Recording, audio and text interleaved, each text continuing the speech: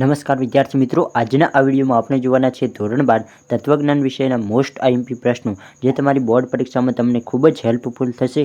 વિદ્યાર્થી મિત્રો, ખાસ જણાવી દઉં કે અહીં તમને હું ઘણા બધા પ્રશ્નો આપવાનો નથી, અને હવે છેલ્લો સમય છે તો તમારે ઘણા પ્રશ્નોને વાંચવાની પણ જરૂર નથી. અહીં જેટલા પણ પ્રશ્નો આપીશ તે મોસ્ટ ઇમ્પોર્ટન્ટ પ્રશ્નો હશે, જે ખાસ બોર્ડમાં પૂછાયેલા હશે, જે ખાસ બોર્ડમાં પૂછાઈ ગયેલા છે, જે તમારા માટે ખૂબ જ ઉપયોગી હોય એવા પ્રશ્નો જ અહીં આપણે જોવાના છીએ. બાકીના કોઈ પણ પ્રકારના ફાલતુ પ્રશ્નો આપણે જોવાના નથી. તો ચાલો વિદ્યાર્થી મિત્રો, અહીં જેટલા પણ પ્રશ્નો આપું તેમને તમારે એકવાર વાંચીને જવાનું છે. તમારા પેપરમાં તમને 100% આ પ્રશ્નો જોવા મળશે. તો ખાસ વિદ્યાર્થી મિત્રો, આ દરેક પ્રશ્નોને એકવાર જરૂરથી વાંચી લેવા. તો સૌપ્રથમ પ્રશ્ન નંબર 1 છે કે તર્કશાસ્ત્રની વ્યાખ્યા આપો. ખાસ વિદ્યાર્થી મિત્રો, જણાવી દઉં કે તમને વિભાગ C ના 10 મોસ્ટ ઇમ્પોર્ટન્ટ પ્રશ્નો આપીશ. આમાંથી જ ઘણા ખરા પ્રશ્નો હશે, તો તમારે બોર્ડ પરીક્ષા આપતા પહેલાં આમાંથી પ્રશ્નો પાકા કરી લેવા. વિભાગ Cમાં તમને ટોટલ 2 ગુણના પ્રશ્નો જોવા મળે છે, અને તમારે પણ ટોટલ 10 પ્રશ્નો લખવાના હોય છે. તો પ્રશ્ન 1 છે કે તર્કશાસ્ત્રની વ્યાખ્યા આપો. ખાસ મોસ્ટ ઇમ્પોર્ટન્ટ પ્રશ્ન છે વિદ્યાર્થી મિત્રો. એકમુખી કારક અને દ્વિમુખી કારક એટલે શું? પ્રશ્ન નંબર 3 છે કે વૈજ્ઞાનિક દ્રષ્ટિએ હેતુ એટલે શું? પ્રશ્ન નંબર 4 છે કે વ્યાપ્તિના 2 પાયા, તાત્વિક પાયો અને અનુભવિક પાયોના નામ આપો. ખાસ વિદ્યાર્થી મિત્રો, આ પ્રશ્નો જેટલા પણ છે તે તમારે 100% તૈયાર કરીને જવાના છે. જો હજી પણ તમે તૈયાર ના કર્યા હોય તો હજી પણ થોડોક સમય છે. તમે હવે કોઈ પણ પ્રશ્નોને ગોખી ના શકો, કોઈ પણ પ્રશ્નને સંપૂર્ણ રીતે પાકો ના કરી શકો, પરંતુ તમારે હવે દરેક પ્રશ્નોને વાંચીને જવાના છે. માત્ર પ્રશ્નોને સમજવાની જરૂર છે, તો તમને એ પ્રશ્ન આવડી જશે. તો ખાસ વિદ્યાર્થી મિત્રો, આ દરેક પ્રશ્નોને એકવાર જરૂરથી વાંચો. અનુમાનના અંગો, પક્ષ, સાધ્ય અને હેતુની વ્યાખ્યા આપો. પછી છે પ્રશ્ન નંબર 6 વિદ્યાર્થી મિત્રો કે ઇસ્લામ ધર્મના 5 સ્તંભો જણાવો. ખાસ વિદ્યાર્થી મિત્રો, ઇમ્પોર્ટન્ટ પ્રશ્ન છે. જૈન ધર્મના 5 મહાવ્રતોના નામ આપો. એ પણ એક ઇમ્પોર્ટન્ટ પ્રશ્ન છે. પર્યાવરણની સુરક્ષા માટેના 2 નૈતિક મૂલ્યો જણાવો. વ્યવસાયિક નીતિશાસ્ત્ર એટલે શું? આ એક મોસ્ટ ઇમ્પોર્ટન્ટ પ્રશ્ન છે વિદ્યાર્થી મિત્રો. આમ તો ખાસ જણાવી દઉં કે આ જેટલા પણ પ્રશ્નો છે તે મોસ્ટ ઇમ્પોર્ટન્ટ પ્રશ્નો છે. શરતી વિધાન PQ ક્યારે અસત્ય બને છે? એ પણ એક ઇમ્પોર્ટન્ટ પ્રશ્ન છે.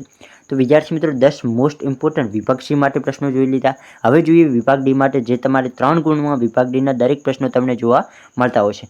વિભાગ Dમાં પણ આપણે વધુ પ્રશ્નો નહીં જોઈએ, માત્ર 10 પ્રશ્નો જે ખાસ મોસ્ટ ઇમ્પોર્ટન્ટ. વિદ્યાર્થી મિત્રો, ખાસ ધ્યાન આપજો. મોસ્ટ ઇમ્પોર્ટન્ટ પ્રશ્નો જ છે, તો દરેક પ્રશ્નો પાકા કરવાના જ છે. તો દલીલનું રૂપ અને દલીલનું દ્રવ્ય વચ્ચેનો તફાવત સમજાવો. પછી છે પ્રશ્ન 2 કે જટિલ સંયુક્ત વિધાનમાં સર્વોપરી કારકનું મહત્વ જણાવો. તો કે જટિલ સંયુક્ત વિધાનમાં સર્વોપરી કારકનું મહત્વ તમારે જણાવવાનું રહેશે. નિરુપાધિક વિધાનના પદની વ્યાપ્તિ, ઉદ્દેશ્ય પદ અને વિધેય પદ સમજાવો.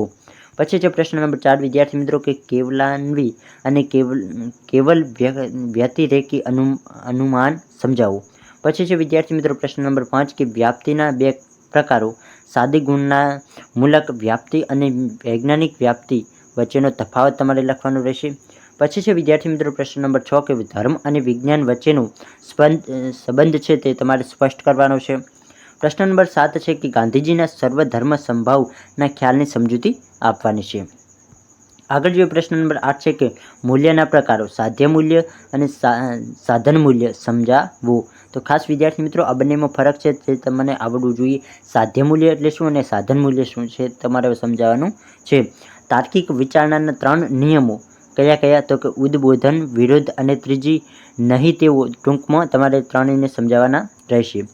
પ્રશ્ન નંબર 10 છે કે તર્કશાસ્ત્ર અને ભાષા વચ્ચેનો સંબંધ સ્પષ્ટ કરો. તો અહીં વિદ્યાર્થી મિત્રો, આપણે વિભાગ D માટે પણ મોસ્ટ ઇમ્પોર્ટન્ટ 10 પ્રશ્નો જોઈ લીધા, જે ખાસ પૂછાય એવા છે. તે જ 10 પ્રશ્નો જોયા છે. બીજા કોઈ પણ પ્રકારના ફાલતુ પ્રશ્નો આપણે જોયા નથી. હવે વિભાગ E ની વાત કરીએ તો વિભાગ Eમાં પણ ટોટલ તમને 5 ગુણના 4 પ્રશ્નો તમારે સાચા જવાબ લખવાના રહેશે. તો આમાં પણ આપણે જોઈ લઈએ મોસ્ટ ઇમ્પોર્ટન્ટ પ્રશ્નો જ જોઈશું. તો આમાં પણ 10 જેટલા આપણે મોસ્ટ ઇમ્પોર્ટન્ટ પ્રશ્નો લીધા છે, જેમાં પ્રશ્ન નંબર 1 છે કે સંયુક્ત વિધાનના 5 પ્રકારો તેના સાતત્ય કોષ્ટક અને લક્ષણો સાથે સમજાવો. ખાસ ઇમ્પોર્ટન્ટ પ્રશ્ન. પ્રશ્ન 2 છે કે અનુમાનના 8 નિયમોમાંથી કોઈ પણ 2 નિયમો, જેમ કે MP અને MT, અને તેની પ્રાતિક રજૂઆત અને સત્યતા કોષ્ટક સાથે સમજાવો. પ્રશ્ન નંબર 3 છે વિદ્યાર્થી મિત્રો કે વ્યાપ્તિકરણની પ્રક્રિયાના સોપાનો વિગતવાર સમજાવો. પ્રશ્ન 4 છે કે વૈજ્ઞાનિક વ્યાપ્તિના લક્ષણોની ચર્ચા કરો. પ્રશ્ન 5 ભારતીય તર્કશાસ્ત્ર મુજબ પંચાવયવી અનુમાનના 5 અવયવો ઉદાહરણ સાથે સમજાવો. રૂપલક્ષી સાબિત આપો. કોઈ પણ જટિલ દલીલની સાબિતી પૂછાઈ શકે છે.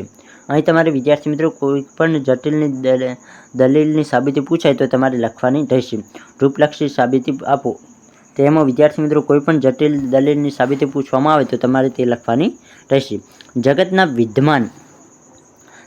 વિદ્યમાન ધર્મોમાં હિન્દુ ધર્મ અથવા ઇસ્લામ ધર્મના પાયાના સિદ્ધાંતો સમજાવો. પછી છે વિદ્યાર્થી મિત્રો પ્રશ્ન નંબર 8 કે નીતિશાસ્ત્રનું સ્વરૂપ અને મહત્વ સ્પષ્ટ કરો. તો કે નીતિશાસ્ત્રનું સ્વરૂપ અને તેનું મહત્વ શું છે તે તમારે સ્પષ્ટ કરવાનું છે. સત્યતા કોષ્ટકની પ્રત્યક્ષ રીતનો ઉપયોગ કરી દલીલનું પ્રમાણ્ય તપાસો. પ્રશ્ન 10 છે કે યોગના 8 અંગો અષ્ટાંગ યોગમાંથી યમ અને નિયમની વિગતવાર સમજૂતી આપો. તો વિદ્યાર્થી મિત્રો અહીં આપણે આ 10 ત્રણેય વિભાગના પ્રશ્નો જોયા.